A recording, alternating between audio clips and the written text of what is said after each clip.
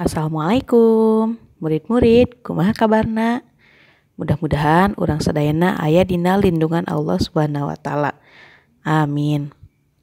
Dinten ayeuna urang diajar basa Sunda anu materina alam sabudeureun urang.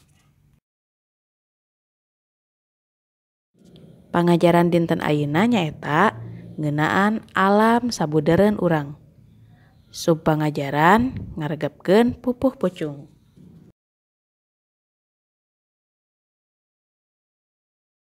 Pupuh pucung.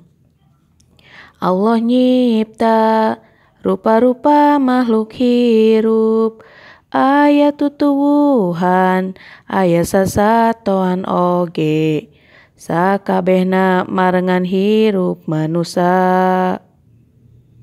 Tutuwuhan nu dipelak bakal subur, lamun dipiara digemuk di hade-hade, eta jadi tanda nyaah ka alam.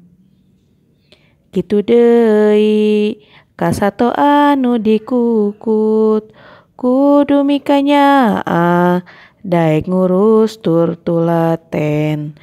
Mun diraksa tangtu bakal tumarima. Eusi pupuh pucung anu tos dikawihkeun nembe nyaeta Allah tos nyiptakeun rupa-rupa makhluk hirup. Aya manusa, aya tutuwuhan, aya oge sasatoan. Tutuwuhan sareng sasatoan diciptakeun pikeun marengan hirup manusa.